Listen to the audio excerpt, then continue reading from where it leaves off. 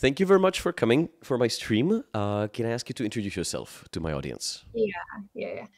So hi to everyone. My name is Avital. I'm 21. I live in Israel. I live up north in a small city called Nesher, but right now I'm in Jerusalem. I'm staying with my parents for the time being. Okay, and from what I know, if I may ask, you were both a debater, so we actually debated against each other at a world Yeah. championship, and also you are former member of IDF, right? So you were serving in the military. Yeah. So in debate terms, I was on the national Israeli team. And now I coach the national Israeli team. I do a lot of stuff around debate education in Israel. And when I was, after my last year on the team, when I finished high school, I was drafted into the IDF. And I was a part of one of the military radio stations, which is a bit of an untraditional service, but I basically worked at a radio station that broadcasts to civilians, and I did digital media and show production, and I did that for 3 years almost. Okay, I already have a few responses in my chat saying that you're way too smart for this YouTube channel, so I'm just super happy about it.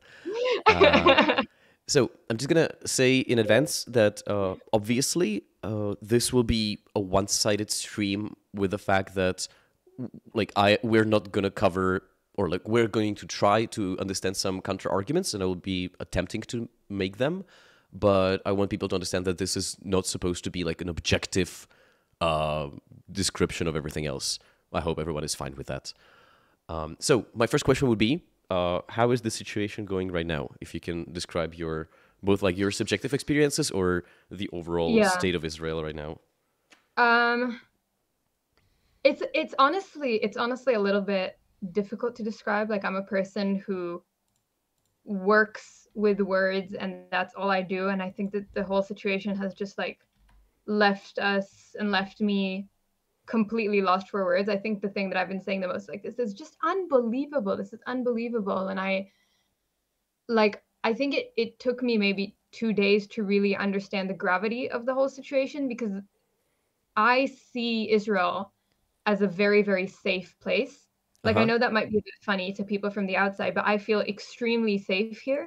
And so all of a sudden to hear, all of these reports of people being murdered brutally inside our own country, was kidnapped, and just it was completely wild. I'm just going to ask the question immediately, if I can. How did that even happen? Or how is it possible that all of this was allowed? Where was the systemic issue?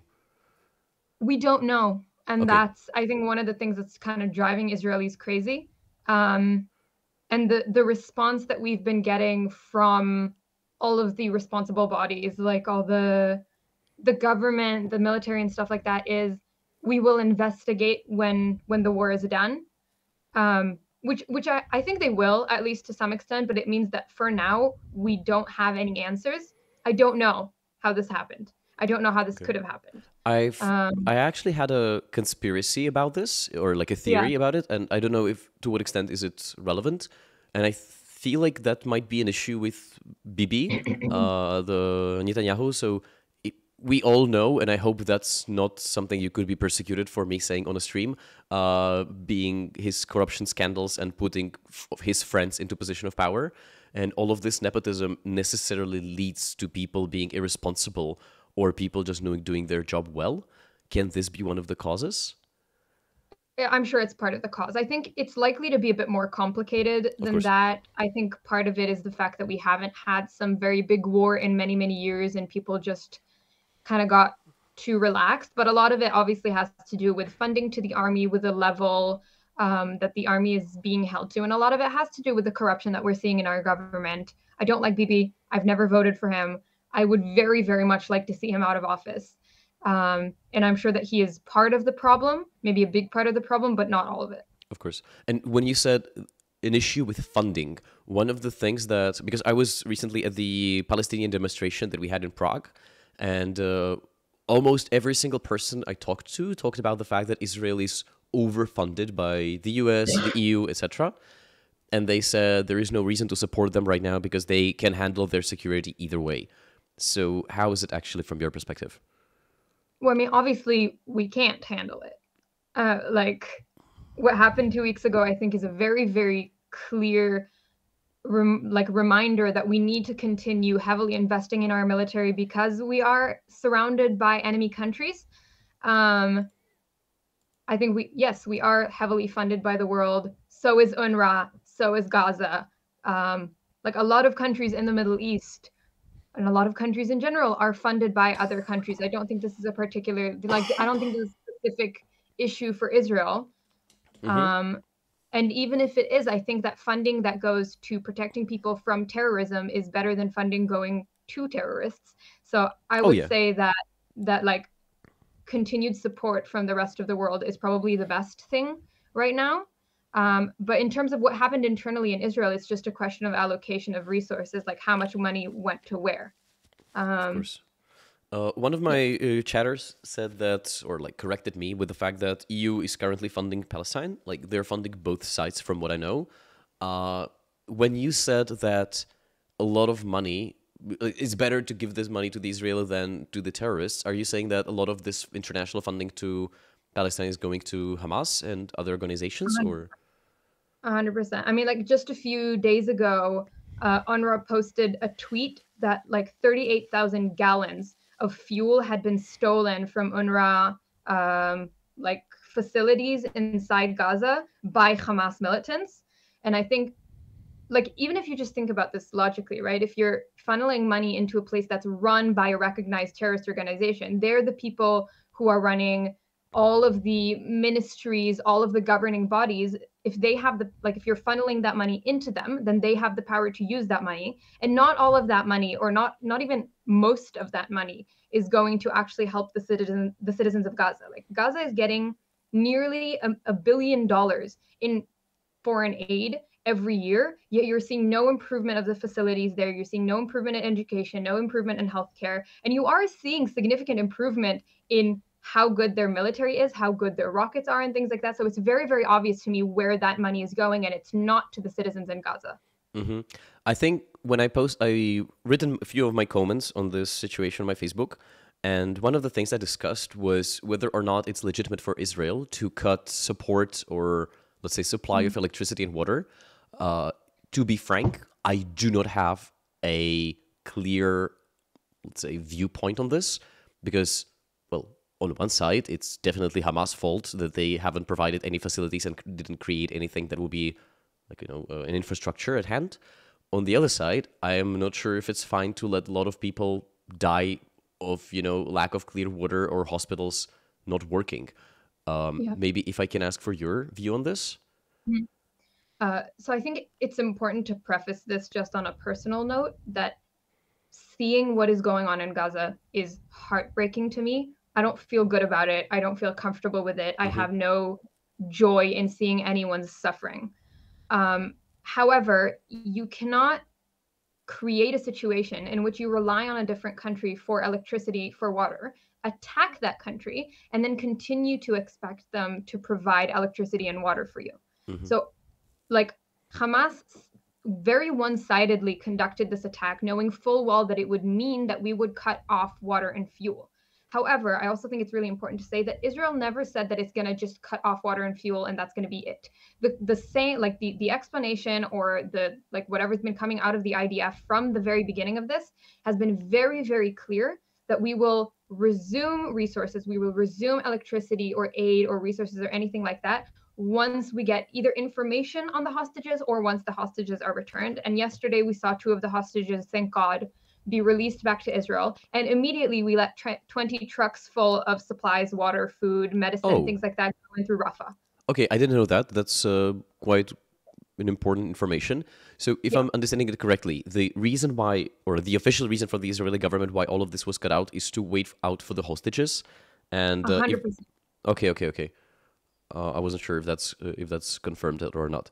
So in that case, I understand. And now I might be just asking you a few things with regards to what is about to happen or what are a few things there. And then I also might have a few questions about Israeli politics in general.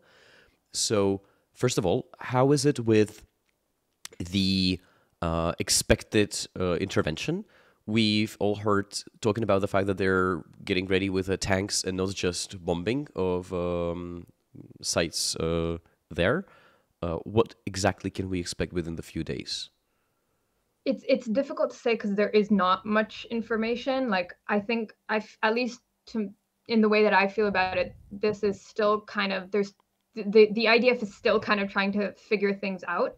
But essentially, because of the lack of responsiveness from Hamas to provide any information about the well-being of the hostages, the only thing left to do is to send troops in to bring them back. Mm-hmm. And so that's what we're expected to see. We're expected to see just soldiers going into Gaza with the very clear and like very explicit, mission of bringing back the hostages.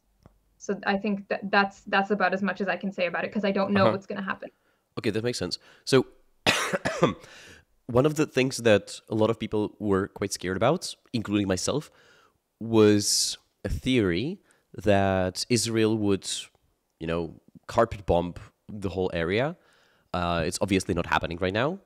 So what exactly is the military strategy, let's say? And of course, you do not know everything, and but like from a broader perspective. Yeah, so from the broader perspective, the military mission is twofold. Number one is to bring back as many hostages alive or as many bodies of hostages back to Israel as we possibly can. And secondly is to weaken Hamas and possibly Hezbollah as well if they're gonna like enter the war, weaken those kind of like terrorist groups as much as possible. And unfortunately, and I think this is a really important thing to say in the context of the like actual war part of it that's been happening, is Hamas consistently embeds itself into civilian territory. Hamas has dug tunnels underneath the entirety of Gaza City with its like main base underneath Shifa Hospital. Like they very, very purposefully place themselves in between and under civilian areas because of Israel's like hesitation of bombing those areas because there is innocent people there. Mm-hmm. And I think like Israel would never carpet bomb the area because there's people there who are not involved in the war and don't deserve to die. And so I think like there's a very clear understanding from the Israeli side that there isn't going to be a carpet bombing. We're not just going to go and like level the entire place because that's a war crime and we don't do that. Yeah, so here I'm going to ask a few things. First of all, I don't know how much you follow, let's say, pro-Palestinian media or everything else. Yeah. I have been watching a lot of Hassan Piker just because I wanted to know perspective of other people. And one of the things that surprised me quite extensively was the fact that a lot of people on that side genuinely do not believe that Hamas is hiding behind civilian areas. So I'm just going to have the dumbest question ever. How do we know which side is right? Well, one of them is a recognized terrorist organization by multiple countries in the West. One of them is not. One of them is a democracy. And I think just like even in terms of the way that Israel treats its citizens versus the way that Hamas treats its citizens, it's legal to be gay in Israel. You can adopt a baby as a gay couple in Israel. If you are found out as gay in Gaza, they will literally, quite literally, throw you off of the rooftops. Women here have equal rights, like Arabs or Palestinians who have Israeli passports have equal rights. People can get an education. People are free to do whatever they want, like any other democratic country. That is unfortunately not the reality of living in Gaza, where people do not have free rights. There is no freedom of press. There is no freedom of speech. There's no freedom of religion. I think if you just literally look at the laws of each country and the way that each country treats freedom, treats its citizens, treats like the ability of their citizens to express themselves and to act freely, it is very, very clear which side you should be supporting for the benefit of the people who live in Gaza. This is not, to me, this is not a Israeli versus Palestinian issue, because Hamas is not good for the citizens within Gaza either. They're terrible for them. They treat them terribly. There's like so much abuse of power happening to anybody who dares retaliate against Hamas in any like minuscule way. And so at that point, it's very, very clear to me which side like any Western person should be supporting. Okay. I have one member of the chat who is from, like, I know the person, not personally, but from previous interactions, and he's quite extensively against Israel. And there is one question which I want to ask. So when you talked about a comparison between Palestine and Israel, you said one is a democracy and another was a terrorist organization. His response is, well, the other one, meaning Israel, is a settler state, colonial, racist creation. So there are a few things that he's already talking about, like ask her about apartheid and endless occupation. I don't know where exactly to start, but I'm just going to let you have this. Yeah. So obviously, like, this is a 100-year conflict, so my answer is going to be a little bit long. So feel free to cut me off if there's any other questions or anything like that. Sure. But essentially, there has never, and I'm not saying this because I want to deny, like, Palestinians the right to self-determination. I believe that anybody who acts like, anybody who wants self-determination and acts towards getting a democratic state in the proper channels should be allowed to have a country. At the end of the day, I believe that this conflict is going to be solved by both people having their own country. So I'm not saying this out of like disrespect for Palestinian right to self-determination. But there has never been a legitimate country called Palestine. This area, before it was Israel, it was occupied by the Ottomans, and then it was occupied by the British. Then Balfour came. I'm gonna have a question here immediately. So I am not aware of like historical details. What you just said is like a general knowledge that we have in Czech Republic. But if I'm just gonna reinterpret the words, you're saying that the land, like there were a lot of Palestinian Arabs at that land, but it was never a government or like a structured state run by someone else. Yes, exactly. Okay. This was always like essentially territory that was ruled by somebody else, and the laws of that somebody else, whether it's the Ottoman or the British, were held upon this geographical area. So that's what I mean by that. Then after the Holocaust, there was a mass immigration. Lord Balfour was like, you guys should maybe have a country here, and the British support you in having a country here. Obviously, I'm skipping on tons and tons and tons of No stuff. worries. We all understand. I might just have a question here immediately. So, surprise, surprise. I don't know how much you follow my social, but I'm not a big fan of states in general. I think like a lot of things are problematic there. One thing that I do believe is that like the same way I don't believe any nation deserves a state. I don't think even like Israel or anyone else. Like I just genuinely don't like states. But one of the arguments I hear a lot about Israel specifically, like the anti-Zionist argument, is it is a project that Britain created at the area where obviously there was going to be a conflict. So at the first place, like, do you think it was a good decision, or what exactly happened there that a lot of bureaucrats or politicians decided, yeah, sure, let's put like, you know, Israeli people somewhere where everyone else is going to hate them? Well, first of all, I'm sure part of it was just racism and like a lack of understanding of the people who lived here and of like the needs and desires of Jewish people who were coming here after the Holocaust. Like, I'm sure colonialist ideals and this idea that like, oh, if I am a Western power, then I just get to decide was a massive part of it. But I think a lot of it had to do with the fact that even after the Holocaust was over, a lot of the home states for these Jewish people were completely unfriendly. Like, my family is from Poland. When they came back to Poland after the war, people didn't want them there. Like, there were a lot of lynchings of Jewish people in those areas. So you needed to put people somewhere. Like, I think at that point, it was very, very clear that there needed to be some place where Jewish people could be protected, and that at that point, it could not be in Europe. And so, yeah, colonialist values for sure play a part into it, where it was like, you know, there's some people there, whatever, like we'll move them around.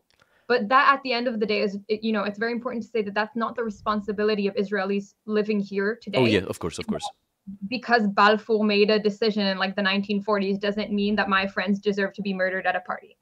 And so those things, I would like to separate them like right off the bat. Like, one of the things I was, sorry for interrupting you, just wanted to explain this. So one of the things I told to my viewers a lot of times was that I genuinely do not care about historical developments of a certain area. One thing I care about more is like, let's make people die less. That's a good idea. And that's maybe where we can continue the question I had about how exactly can Hamas be stopped? because that's one of the things you talked about. So one of the goals of the Israeli strategy or military strategy is to get the, not refugees, but the hostages back, but also to limit their influence. I genuinely do not know what can work at this point, because any kind of intervention and, you know, pictures of people dying, etc., makes their support even more. So what kind of a decision would be a good one? So I think, and now I'm sharing my personal opinion, but I think that the way to solve this problem is, again, twofold. Number one is honestly to kill off as many Hamas leaders as we can. The more confusion we can create, the more destabilization like of the overall Hamas structures we can create. That's probably better. Like the longer it takes them to recuperate, if they manage to recuperate at all, the better. But the second part, and I think this is more important, is that I think that Israel should be heavily investing in as much education as it possibly can, to whatever extent that we can provide education to women, provide quality education to children, because at the end of the day, that's the point at which people like have more power, when they have more information. And so I think that like destabilizing Hamas, the best way to probably do that is through as much education as Israel can possibly fit in there, and as much money as we can funnel into education, not just in the Strip, but in the West Bank as well. Okay, that's interesting. Doesn't the cutoff of electricity basically contradict that temporarily? Because, you know, schools aren't that efficient. It's completely temporary, though. I mean, the only times where Israel has cut off electricity is during times of war. This is not something that we do for funsies. Like, for the majority of the time, Israel provides electricity, food, water, lots of resources, medicine, through the passages in Israel, and that's pretty consistent. Like, most of the electricity that they get does come from Israel, and for the most part, that is coming consistently from Israel when there is not war. Okay. And so maybe one thing that I have simply looked at a bunch of statistics at Google, I don't know how it works. What is the support of Hamas by the Palestinians in Gaza?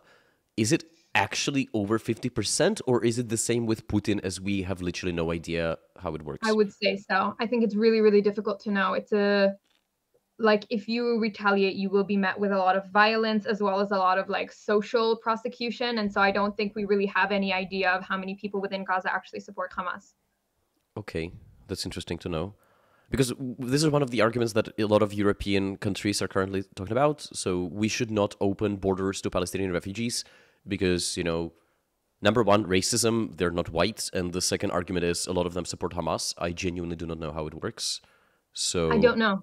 I honestly don't know. Like, it could be many, it could be few. I really don't know. It's extremely difficult to get accurate information of any kind from Gaza. Okay. And so when you talked about the fact that Hamas is hiding behind civilians right now, how can the military strategy work within, like, not killing, like, what exactly is the military strategy in order to not kill civilians and only target these people?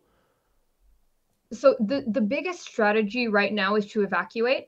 Most of Hamas is placed within Gaza City, and the direction right now is to ask for as many people within Gaza City to move down south, south of Wadi Joz to the other places, to like places more down south, and then be able to like hit Hamas tunnels and things like that with a lot less collateral damage and a lot less lives lost. The unfortunate fact is that Hamas is actively blocking a lot of those people, like literally putting trucks on the road and not letting people leave. Again, like, this was a UN statement, but the original statement was that Israel would give 24 hours before they started heavily bombing Gaza City. And when the IDF saw that like people were not moving fast enough, there weren't enough people who had already left, we did not bomb 24 hours later. We gave people more time. We gave people about half of the day, where we said that the main passages out of Gaza City towards Wadi Joz would be completely safe. We did not bomb those areas at that time. Like, literally, the IDF was dropping leaflets from the sky, from planes, with information on where and when people should go in order to be safe, because you don't know what kind of access to phones people have there at that time. And there's been a very significant attempt from the IDF to get people to safety as much as possible, as they've done within Israel. Like there's 500,000 people in Israel who have been displaced since the beginning of this war, but we don't call it genocide. We just move people to where they're safe. Yeah. I have a few questions from the chat already on whatever you just said, or not whatever you just said, but what you just said.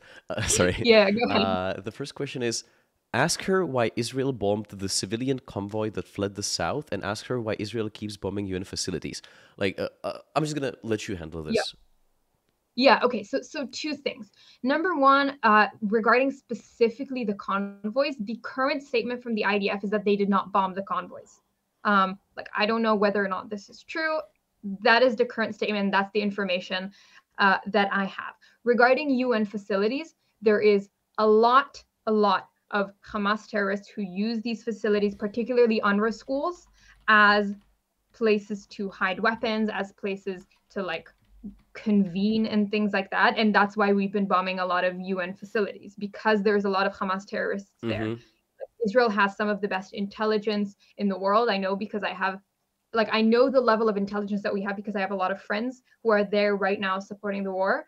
I'm just gonna have a quick note for a few people who are not that well with English. Avital is not saying that Israel and Jews are intelligent as in like smarter. It's like intelligence as in it has two meanings in English. Just for clarification, I can imagine a few people being already questioning what you're talking about. Anyway, sorry, continue. And so we're not just bombing randomly. There is always information that leads to bombing of places. This has also been like the very, very clearly spoken out from IDF spokespeople and a lot of people in charge, is that we're basing the attacks on information that we have, not just like bombing random places. Okay. Okay, thank you very much for that. I have a few more things to ask about the upcoming intervention, if I may. So one of the things that IDF said is because of the flooding or heavy rain, they postponed it. Do you know what exactly and when exactly can it be? Not exactly, but when or what would happen? So is it military on the ground or troops on the ground and maybe some striking at the central area, and nothing will happen to the south where a lot of people migrated? Or because my fear... That seems likely. I don't know, but that seems like... Because my fear is that once IDF asked people to move south, Hamas will do the same in order to hide with them. So then we're at the same... I'm sure they will to some extent. And again, I think this is an example of the IDF being willing to accept some Hamas terrorists getting away with the moving population if it means less harm to civilians. But considering that most of the weapons are hidden within Gaza City in the north, and most of the operatives, like that's where they operate out of, that's where all of their intelligence facilities are, that's where all the weapon facilities are. I think it's not likely that they will pick all of that up and put it in the south, because there's nowhere to put it. You're talking about hundreds and hundreds of like bases essentially that are underground in Gaza City. You can't just pick all of that up and like move somewhere else. So yes, I'm assuming that some Hamas operatives will be going south, but that most of them will stay up north because they need to continue planning the attacks on Israel, and they can only do that from the underground bases in Gaza City. Okay. One of my friends, who is, I would say, pro-Palestinian, just a classical narrative, he's saying that Hamas is a temporary problem, as in once Israel retrieves from a lot of areas, Hamas would just disappear because people would start supporting Fatah and other organizations which are less radical. So his solution to all of this conflict is for Israel not to intervene, get back from a lot of land, and that would lead to Hamas slowly losing popularity. How would you what do you think about this theory? Yeah, so I just want to explain a little bit, maybe to those who don't know about how Hamas has come into power. Please do. In Gaza, and I think that will give my answer. So basically, up until 2005, there were about like 10,000-ish Israelis living like somewhere Bedouins. Basically, there was Israeli and Bedouin population living in the Gaza Strip. Israel decided to unilaterally, so by their own accord, without being promised anything, pull out of the Gaza Strip, remove all of the citizens, all of the Israeli citizens that lived in the Gaza Strip, and give that land to Palestinian people so they could have control over the Gaza Strip. In 2000, so right, we took out the Jewish population, we have Palestinian population moving in. So the creation of Palestine in Gaza was already a succession from the past.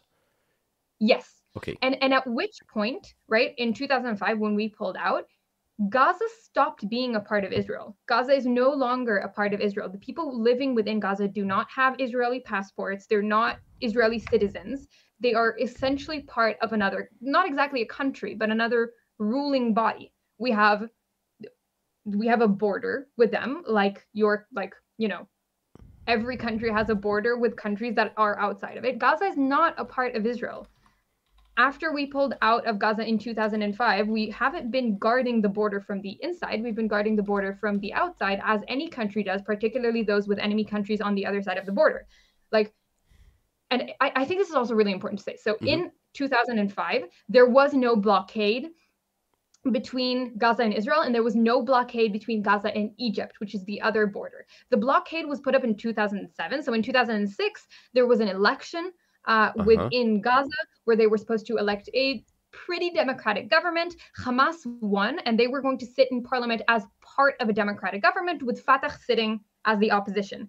In 2006, after this election happened, and Hamas were legitimately selected as being part of a government, there was a civil war, both within Gaza and the West Bank, between people who supported Hamas and people who supported Fatah.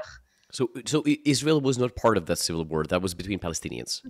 That was between Palestinians. Okay. And then in 2007, there was a military coup and a really, really violent takeover of Hamas within the Gaza Strip. And that's the point at which they stopped pretending to be any kind of legitimate government and took over as a militant ruler. Israel was not involved in this. So the fact that Hamas came into power, the fact that there was the civil war, the fact that Hamas violently took over the Strip, none of this had to do with Israel. And in fact, the only thing that it had to do with Israel is that we pulled out of this area and allowed them to come into this area. And only in 2007, after a violent military coup in that area, did both Israel and Egypt put up a blockade, because any country that has a terrorist organization on its borders would put up a blockade. But you don't hear anybody criticizing Egypt for having a blockade, for protecting its borders, for checking who comes in and comes out.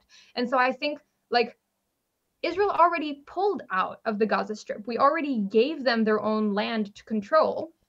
And this is what happened. And I think particularly after the attacks of October 7th, the suggestion that Israel would just let them loose or stop protecting its borders is a bit of a ridiculous ask for Israel, because when you allow, when people come in unchecked to the border, what happens is that they rape and murder and abduct people. And so while I think that there are that things need to change, and that I don't take joy in the situation in Gaza, I genuinely think that when it comes to Gaza, Hamas are the responsible ones, and Israel is not going to help anything by giving them more land or pulling out or whatever. I'm going to make a counter argument based on what I read in the chat. However, it's not sourced because unfortunately YouTube comments don't allow sources. So I'm just going to make a claim and you deal with it wherever you want.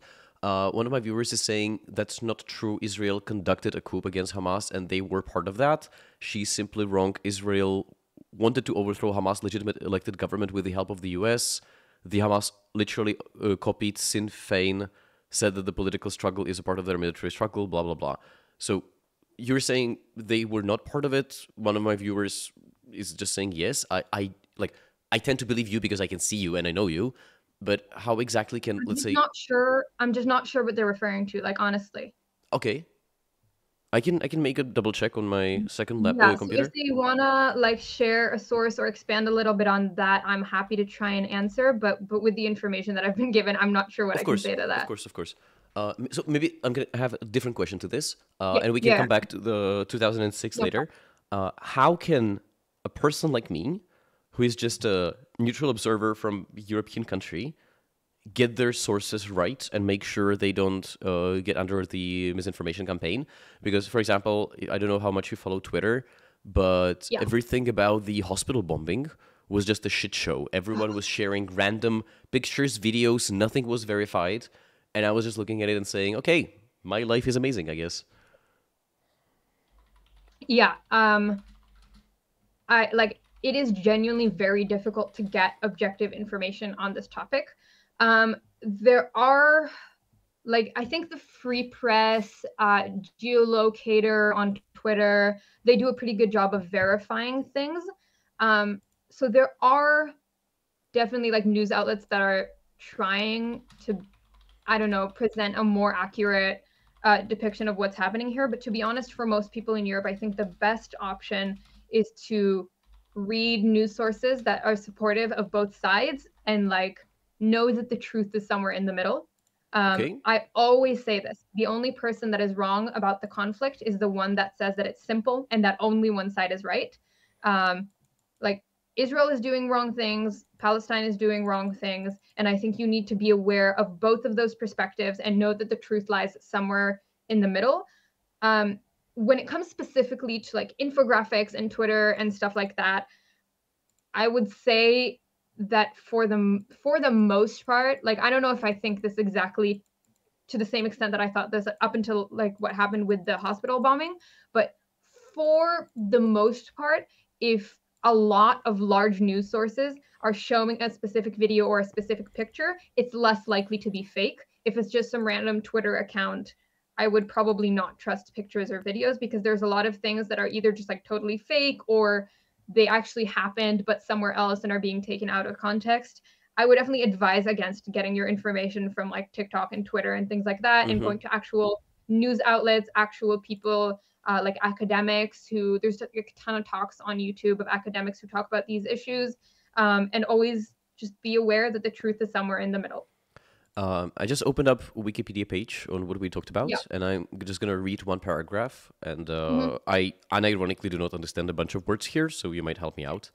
According to the IISS, the June 2007 escalation was triggered by Hamas' conviction that the PA's presidential guard, loyal to Mahmoud Abbas. So the first question I'm going to have, who is Mahmoud Abbas? Palestinian Authority. Mahmoud Abbas is the president of the Palestinian Authority. Fatah is the political wing of the Palestinian Authority. Okay. So conviction to the president, loyal to the Abbas, was being positioned to take control of Gaza. The U.S. has helped build up presidential guard to 3,500 men since August 2006. The U.S. committed $59 million training and non-lethal equipment for the presidential guard, and persuaded Arab allies to fund the purchase of these further weapons. Israel, too, allowed light arms to flow of the members of the presidential guard. So this is the only thing I found on the internet with this. Okay. Yeah, so I understand what they mean now. So essentially, I think the civil war in Palestine, or in the Palestinian territories in 2006, was kind of a proxy war with the U.S. backing the Fatah powers. And I think Israel was more involved in the sense that they didn't stop it, rather than committing any kind of money or weapons or training or anything like that to the Fatah led powers. And I would also say that this is quite an understandable stance to take. If one of these groups is a militant group that is preaching for the death of all Israelis, and one of them is, at least to some extent, looking to create a legitimate governing body for Palestinian people, to create some kind of body that we can have peace talks with, it's pretty obvious who Israel would be in support of. That sounds like unironically a reasonable stand to me, because we do the same with Ukraine, so we support Zelensky, exactly. And I don't see a reason why not to do it here. So coming back to 2006 or 2007, so you're saying they pulled back and it didn't work, obviously. So that would be your response to the idea that Israel giving up more territory wouldn't solve Hamas situation? Yeah, you're just going to get more Hamas. Okay. Which is, again, not good for Israel and not good for Palestinians within the Gaza Strip. I completely agree with this. Maybe, can I ask you for, let's start with Palestine and then we can move to Israel. So could you explain us a bit about the political situation when it comes to different parties and figures? So everyone knows Hamas, everyone knows Fatah, and everyone knows Bibi. And that's where my broader understanding is limited to. So feel free to give me like or everyone else who's listening, crash course. So I'm going to be honest and say that I don't have a ton of knowledge on the internal politics of the Palestinian Authority. Okay. So I will speak a little bit less about that and a little bit more about their relation to Israel and to Hamas. That sounds like but good. I think we stopped at the exact right point, because at the point at which the civil war happened and Hamas took over, essentially there was a de facto split between the West Bank and Gaza. So they're ruled by two completely different parties. So with Gaza being ruled by Hamas and the West Bank being ruled by the Palestinian Authority, Mahmoud Abbas, Fatah, all those people. After the coup, Hamas has never been willing to speak to Israel directly or to Israeli authorities directly, and any negotiations have either happened through the Palestinian Authority, through Egypt, or through Turkey. And Palestinian Authority is like a group or a political party, or what can I imagine under it? It's essentially like it is the governing body for Palestinians living in the West Bank. Okay, perfect. It's a pretty legitimate governing body. There's a lot of conversation and like shared action between the Palestinian Authority and the Israelis. So Palestinians, I mean, both from Gaza and the West Bank, but let's just talk about the West Bank for now. They can come into Israel to work. They can come into Israel to receive medical treatment. Like the border is a lot more lax, and there is pretty continued conversation between Israel and the Palestinian Authority on how we can make life at the very least tolerable to some extent. Hamas is not a part of that. It's never been a part of that. I'm going to talk a little bit about the Israeli government now and say some things that might help clarify why things look the way they do. The way that the government works in Israel is it's a coalition government. So we have tons and tons and tons of parties because the population here is extremely diverse. And so basically every part of the population will have a party that at least to some extent represents them. You need 61 seats or more in order to be a coalition, and there is never one party that gets 61 seats, so they have to like join forces. What this means is, and there's a similar situation in a lot of other countries, is that a lot of the smaller parties, particularly like the Arab parties and the ultra-Orthodox parties, end up having a lot more power than they actually deserve to, because they're going to be the tipping point between whether or not there's a coalition or not. So with Bibi being like power obsessed, in the last, I don't know, 3, 4, 5 billion elections, he's kind of just been coalitioning with whoever will coalition with him. And so we get these very, very weird governments that support things that aren't even supported by the majority of Israelis. Okay. Like before all of this started, there were massive protests in Israel against the government and against the judicial reform that they were trying to do. Like, I don't know if this is just my proximity bias, but the sense overall is that people do not like the government. Yeah, I've heard that there were a lot of corruption scandals surrounding both Bibi and his son and other members of the government. I do not know anything more about it. I just know that people and media tend to disagree with him. I don't know about his son. His son's just like a weirdo, and somebody should take away his Twitter. He's just like an overactive Twitter troll, but I don't think he's being accused of anything. Bibi has been like indicted with several lawsuits to do with corruption. Okay. They're all kind of ongoing, so there isn't definitive proof or anything, but I think within like the fact that he was hit with like 5 different lawsuits, it's pretty obvious to say that even if he's not going to get indicted of anything, he's a pretty corrupt person. Okay. I think it's quite similar to, or like there is a parallel to Eastern European countries who face the same issue. So a lot of political leaders are accused of gazillion different things, yet they're not found guilty because it takes a while, and okay. Yeah. And so you wanted to talk about the connection to Palestine about this. Yeah, I mean, as I said, there is like ongoing conversation between the Palestinian Authority and the Israeli authorities.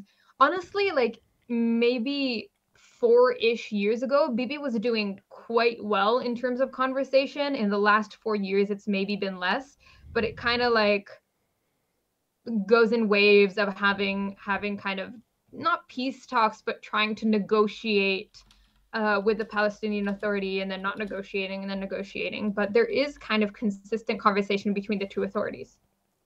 Okay. So one of the things I talked about a lot with my friends is that while we have a lot of criticism towards Bibi, there are a lot far more nationalist and xenophobic political parties or political leaders within the government. I've seen, and I'm not sure if it was the president or someone else, who talked about Palestinians as like an insect or something like that. So definitely not the president. He's a cutie. Yeah, I can imagine. I genuinely do not know. I'm just trying to come up. Yeah. So how is it with far right or even more radical political parties within Israel? Are they represented? Are they part of the coalition, or is Bibi the most extreme we can get?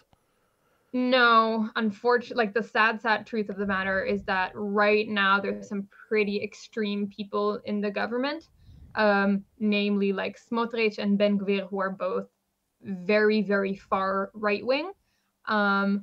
And I don't know the numbers, but there's a lot of people in Israel who do not support these people. And even if they support a relatively like strict border control or like military presence and things like that, don't support just being violent against Arabs. I think like there's a pretty large agreement that's just a wrong thing to do.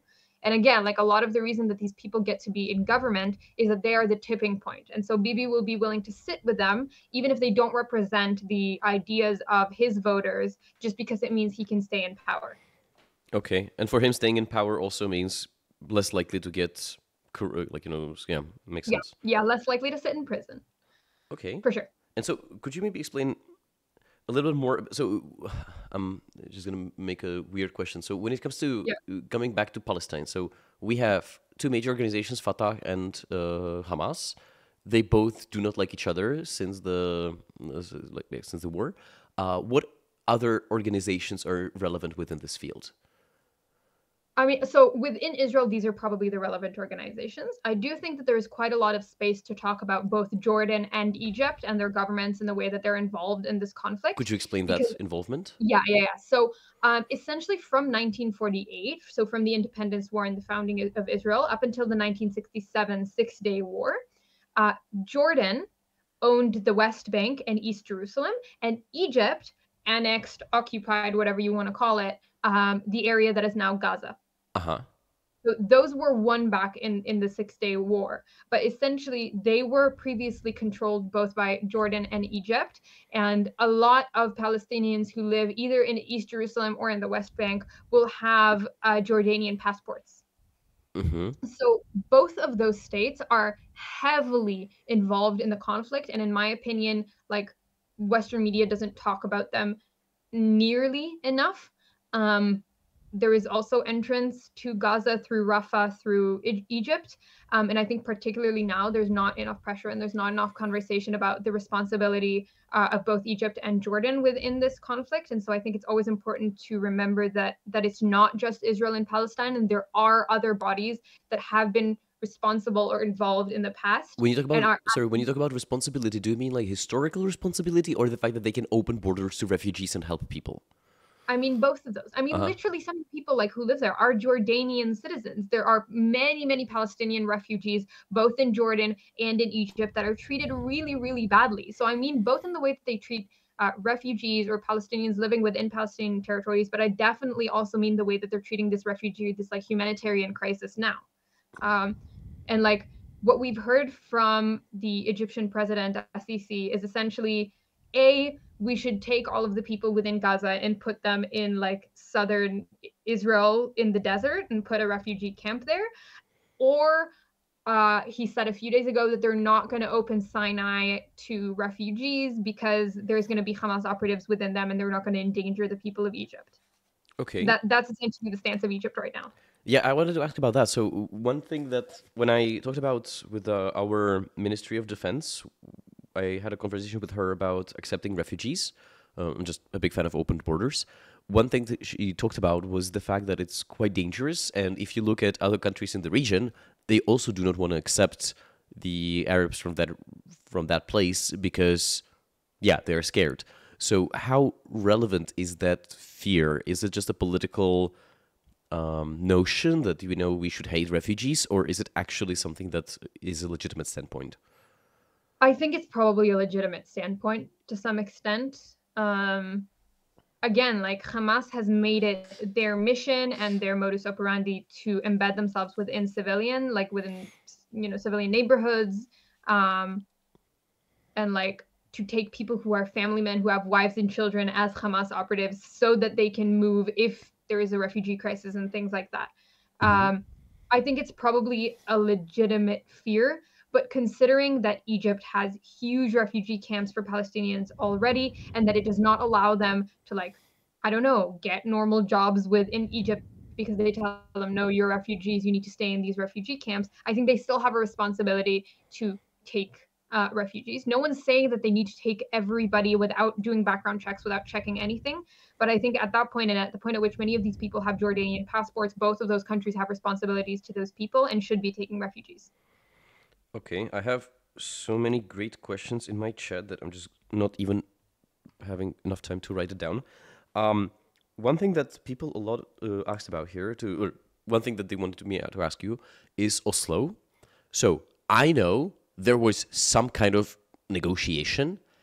Yeah. One person in the chat said that there was a recording of Bibi saying that he purposefully rejected that. And I unironically have no idea what's happened there and what is the relevance towards the current state of politics.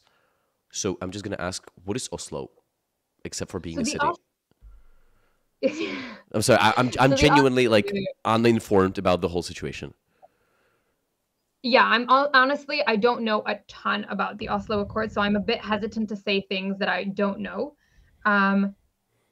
Honestly, I think I might skip this question because I feel like I'm not informed enough to answer it, and I don't want to say stuff that's not true. That's fair. That's fair. I could see a lot of people in my chat just arguing about, like, you know, one person saying this happened and the other one said, no, you're lying, and now I'm just... Yeah. Anyway, so the second question I had was, during our conversation about possible long-term solutions when it comes to eliminating Hamas, you said that you do believe in the right of Palestinians to have their own land, etc. Nice. How exactly, like, do you believe there is a chance for a two-state solution? Because I am way too skeptical of that. Because, number one, there is just, I cannot imagine a one state of Palestine with one being in the Gaza Strip and then the other one being separated at the other side. Also, the political polarization doesn't allow for one government to rule efficiently. So what exactly can happen there? I don't know. I agree with you that it's probably not going to be able to be a split part of land because that doesn't make any sense. Israel has been very willing to give land back. So we gave back the Sinai Peninsula, which is huge, as part of our peace treaty with Egypt. I'm assuming that if there were actual legitimate initiatives to peace, that we would be willing to redistribute land as we have many times in the past. And yeah, like, I think essentially I believe in a two-state solution, and I believe that if there is a legitimate government within Palestinian authorities and actual steps being taken to get international recognition, to have peace talks with Israel, then we would be able to figure it out. But first, we need somebody who we can actually talk to.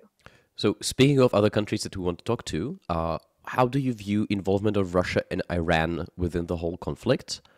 I know that Putin has been on the side of Palestinians because it just makes sense for him politically. I know that Iran supports Hamas, and that's all. So how exactly does it work? I think it's like pretty much as simple as that. Iran backs Hamas financially. Like them directly as a party? Like they don't care about terrorism, etc.? Yeah, like... There is money from Iran going into Hamas, and then Putin supports them. I don't know if financially or not, but certainly in terms of like the statements that he's been making, he fully supports what's happening in Gaza. And what is the relationship between Israel and Iran in that case? I would assume a very toxic one. Could you maybe elaborate further? It's kind of weird because the relationship between Israelis and Iranians, like the people, is very, very good. And we've Okay. been seeing tons of Iranians who are going out to pro-Israeli protests or speaking out about their opinions, speaking out of the dangers of oppressive governments, and things like that. So I think it's interesting in that sense that the relationships between governments doesn't always dictate the relationships between people. And Yeah, but like, so why would the Israeli, what are the reasons for Iran to support Hamas? what do you like? Why is the Iranian government supporting Hamas? Like, what are the Because benefits the for them? Iranian government, the Israeli government do not support each other. The Iranian government supports the Palestinian like desire to have their own state at no matter what the cost is. And- And if Hamas claims that they can help that cause, then they're going to give them money. But from the Iranian perspective, is it like ideological about, Arabs ruling the world, or is it more about like real politics? They believe that they have a chance to overthrow Israel? Yeah. Like the Yeah, second probably one. more the latter. Okay. Interesting. So yeah, it makes sense. Like, so for them, it's better to destabilize Israeli government in the region. Yeah. Can I ask, or if you know why exactly? So why exactly would they? I'm not entirely sure. Like honestly, I don't have a particularly good answer to this. Okay, no worries. One of the answers in the chat is Iran wants to have some leadership in the Middle East, and fighting Israel gives them credit among Muslim countries. I would assume that would be one of the. Yeah, seems legit. Yeah. Okay. Fair enough. I have a few more questions, if I may. I don't know how much time you have, by the way. I'm all good. Okay. So, I had a gazillion people asking me about the West Bank. That will be Yeah. like a separate conversation. I feel like Yeah. a lot of people are mixing a discussion about Gaza and West Bank, and I'm quite annoyed about it. So, can we just start from the beginning by saying, okay, what exactly is happening in West Bank? And why is everyone saying that Israel is an apartheid and you should get out of Right. settlements?